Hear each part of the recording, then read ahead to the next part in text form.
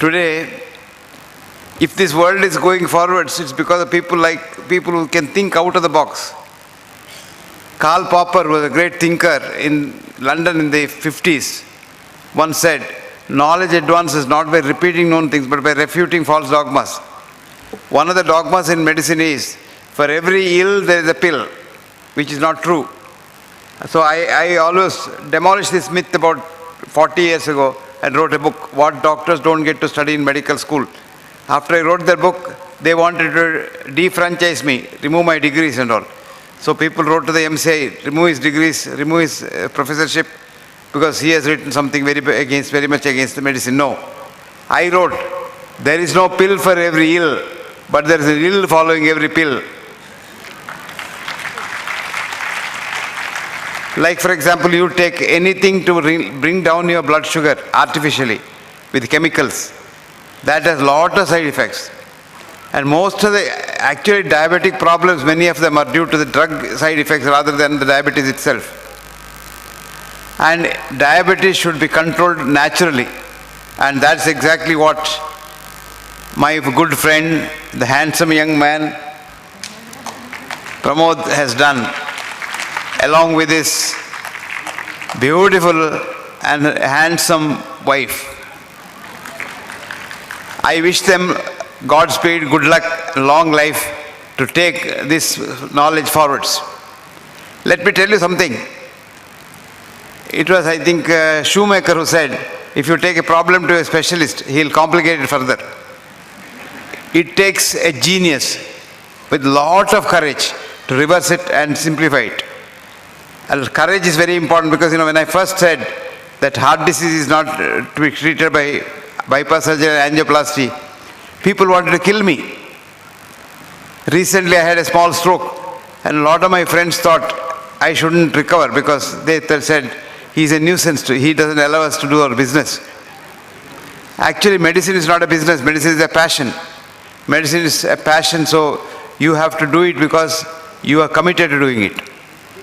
And many of us in India do not think with the Indian mind at all because we don't have an Indian mind. And luckily, Pramod yet has not become a true RNI. RNI is resident non-Indian. We live in India, but think in America.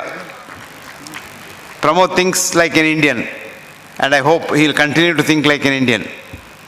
And Pramod showed for the first time that diabetes can be controlled without drugs and without any effort from the doctor. Actually, that is how it should be. When I first started the treatment for heart disease without any treatment, drugs, people laughed at me. But now they come to me, especially doctors come to me because when they get ill, when they get a heart attack, they don't want the usual treatment that they give to others. And some of them don't want me to let the world know that they have come to me. They come quietly, secretly, and then take the treatment and go away. This is nature. Now, if today medicine has gone one step further, it is because of Pramod's effort to say that diabetes can be controlled naturally. The conventional thinking is diabetes, the minute you have diabetes, you must immediately go and have either insulin or some other tablet. And that's why the West always hypes that. I think it was Sindeji who was talking about Nobel Prize and all. Nobel Prize is given only if there is business in whatever you find out. Like, for example, Banting and Best found out insulin. Immediately they get the Nobel Prize and everything happens. But insulin is the one which has probably done more damage than diabetes itself. It is hyperinsulinemia that does all the damage because insulin is a growth hormone. So whether you produce endogenous or exogenous hyperinsulinemia, you get all the vascular complications, eyes, kidneys, heart, lung, everything is damaged. Your legs, everything is damaged. But before the insulin level goes up too much, you are okay. And that is where Western medicine has gone astray. Western medicine has gone after the wrong science of reductionism. That is, supposing somebody was talking about cancer, you would be surprised. We know what cancer is, but we don't know how to cure cancer. But we still give treatment which we know doesn't work. Chemotherapy and lot of things. and we know it doesn't work. But we still give it because it's a big business. You will be surprised to know that cancer business in America is $2.5 trillion business. So we want it to be perpetuated. Now we know 75% of the cancers are due either due to tobacco or due to alcohol. But no government in the world, nowhere, has come forward to ban tobacco and alcohol because they are the ones that get them the lot of tax. And the governments run on tax, and the tax money comes from tobacco and alcohol to a great extent. So we want cancer, but we don't want cancer to go, because cancer is a business. Supposing cancer business goes away, cancer disappears, you will be surprised. Industries will close. Quite a lot of industries will close. Similarly, if diabetes goes away, thanks to the efforts of Pramod, lot of industry suffers. You imagine the industry, insulin industry is a big industry. Now insulin pen, insulin this, insulin that, continuous insulin, what have you. It's a multi-million-dollar industry. All this will have to close because diabetes is a simple disease. It's not a disease, it's a metabolic change. Diabetes is not a disease of sugar. Sugar is only an indicator. Diabetes is a disease of liver where metabolism is completely upset. And so you have got to look after the whole human being. And the whole human being includes the most important part of the human being is human mind. Where is the mind? Never mind. Even your doctor thinks your mind is in the brain. And that's why mental diseases are treated with chemical drugs, which only affect the brain. Mind is not in the brain. Remember that. Mind is not in the brain. Mind is the consciousness. The whole human being is the mind. So if your mind is pleased, your diabetes is gone. If your mind is pleased, your heart disease is gone. If your mind is pleased, your cancer is gone. You hate somebody, your diabetes goes up. You hate somebody, you get a cancer. And you're very angry with someone and want to destroy somebody, you get hypertension and so many other diseases. Now, right from the beginning of my medical studies in the medical school, I was thinking, how are we treating human body as a machine? Human body is not a machine. You are one cell to begin with when you are made in the mother's womb. And that one cell is divided into 120 trillion cells today in your body. A human body is a colony of 120 human cells, which are human beings. Each one of them is capable of doing what a man does or a woman does. And then they love each other so much. Love one another so much, they talk to each other. And if you hate someone, which you are not supposed to do, then the cells get confused after some time. And then if you go on hating somebody, the cells get so confused that they say, why is this man doing that? Because I love everyone. Why is this man doing that? So the cells start hating each other, which is called autoimmune disease. You hear of some horrible diseases. These are all autoimmune diseases because the cells hate each other. So diabetes is also coming somewhere near there, not fully there, but somewhere near there. So the most important part is keep your mind tranquil, love the whole world, and have a healthy mind. You know what a healthy mind is? A mind with enthusiasm to work. You want to work. And enthusiasm to be compassionate. You want to help somebody. And if you have these two qualities of head and heart, you probably become a human being. But our education system doesn't do that. Education system tries to give you a job and money. So big IITs and all, they say, how much does my student get salary next year? That's the yardstick. I tell them no. How many good human beings have you produced in this world? And that's the most important part of educational system. The education must aim at making healthy minds and not just wealthy careers. If we did that, lot of more promotes will come out. Today you make a doctor, he wants to be a specialist. And the next day he wants to drive a Audi car or a Mercedes-Benz car. And he just wants to get a gadget and put angiogram for everybody. Whoever comes to the hospital is an angiogram. And the atrocities that happen in corporate hospitals are only to be seen to be believed. Doctors are induced to do more work, so they're overdoing, over investigation, over diagnosis, over treatment. And this is accepted fact. A recent study which is published last week showed that 2,500 American doctors were interviewed, and they said 50% of what they do is not for the patient's benefit, but for their benefit. 50% of angioplasties and bypass surgeries are done for the doctor's benefit, the hospital benefit, not for the patient's benefit. And when you publish this data and try to do good to people, people don't like you. You will be surprised now, we have now got a new system for treatment of heart disease. After a heart attack, we can get you back to normal with natural methods. And one of my patients, doctor patients in Pune, he has taken this forwards. One Vinod Marathe, he has taken it forwards, and we have now got a lot of drugs which are accepted as treatment for heart disease after a heart attack. All this I am telling you because it takes courage of conviction, and they oppose the mainstream, which Pramod has done very well, and I hope Pramod will really become a great man and take knowledge forwards in the world. And now knowledge has really gone forwards in medicine, that diabetes can be controlled without any effort on the part of the doctor and the medicine. And this is a very great improvement. So, like for example, in the olden days also it's like that. Ptolemy said in the 2nd century, sun goes around the world. For 5 or more centuries, everybody repeated that. Sun goes around the world, sun goes around the world, sun goes around the world. Knowledge didn't go forwards. In 7th century, Copernicus said, earth goes around the sun. And then knowledge went forwards. So today, knowledge has gone forwards in diabetes. Because Pramod said, diabetes can be treated without any drugs. How true.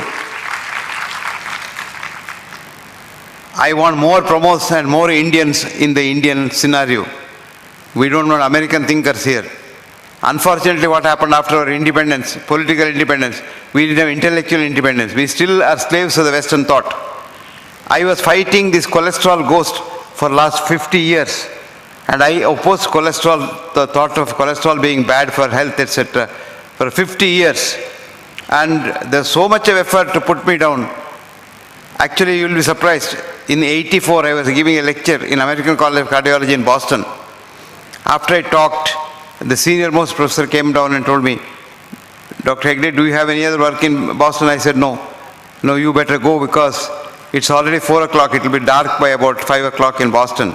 And the soya lobby is so powerful here, and they'll bump you off. And that was the threat. You would be surprised. But today I'm so happy, after 50 years. America says cholesterol is a friend, cholesterol is not bad, cholesterol is good.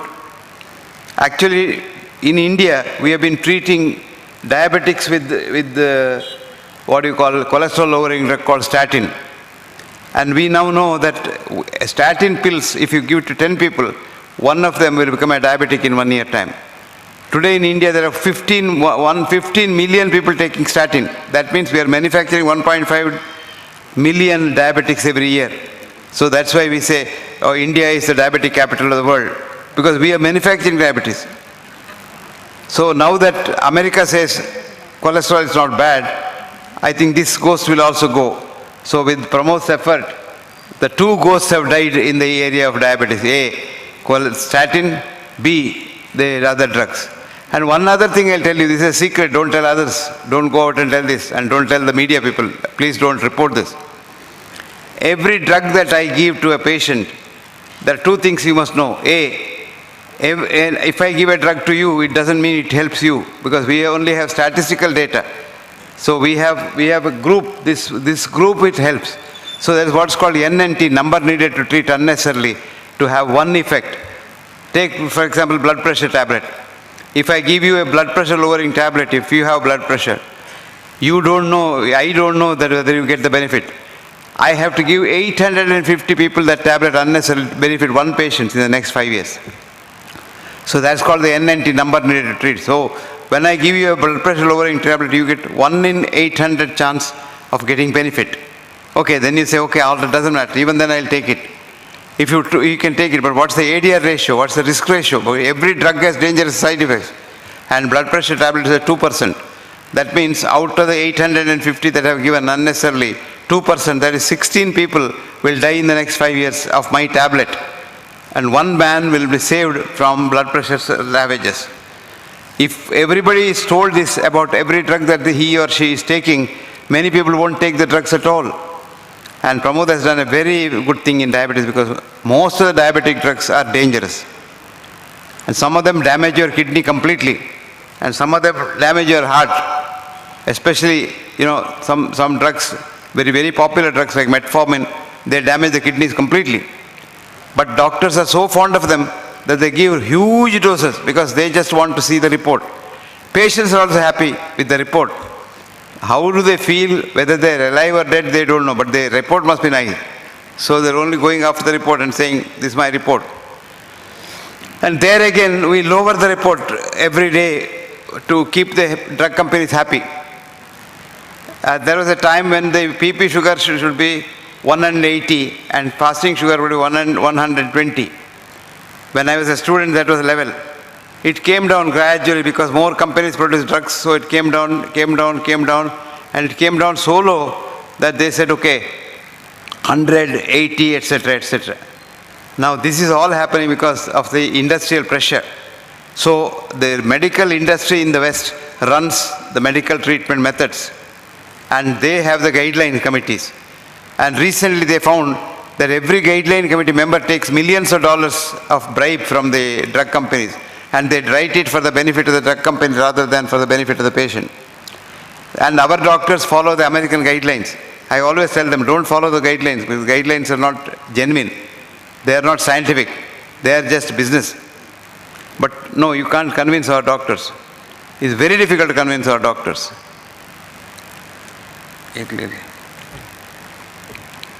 So friends, I was so happy and thrilled when I came here yesterday to find out what is happening here, because I didn't know. Muktotsava, I was thinking, I was so confused. What is this Muktotsava in medicine? But then when these two people came to my room in the hotel yesterday and explained what they are doing, I was so thrilled, I tell you. I slept so well, I was very comfortable, and all my effort has come to fruition.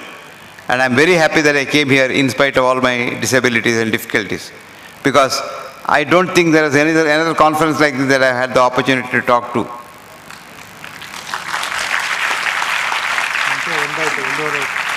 This is a unique opportunity, and of course, this beautiful girl told me, you will speak last because you can speak till the cows go home. We will all go for lunch by about 1:30. So I got the cue, and my attendant is telling me that it's already 1:30, so we better stop.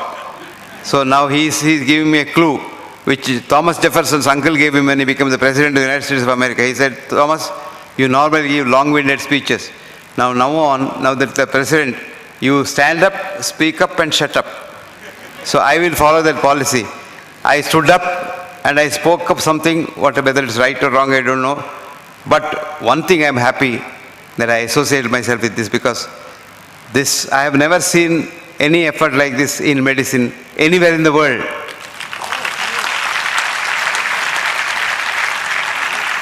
Pramod, may God bless you.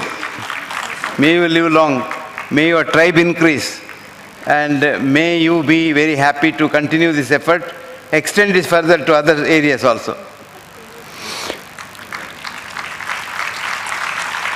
Actually, if we think on Indian lines, we can give Muktotsava in heart disease, Muktotsava in diabetes, Muktotsava in cancer, and Muktotsava in various other diseases. I hope we have that effort going on in other areas also. Thank you for your lead. Even I have been working in this area for the last half a century, but I never thought of this kind of an effort. I have a lot of patients who are not on drugs, have taken them off drugs, but they're not hundreds, thousands of them. But we have not had an effort like this to really highlight that area. I thank you for your guidance. Thank you very much. May God bless all of you. Thank you.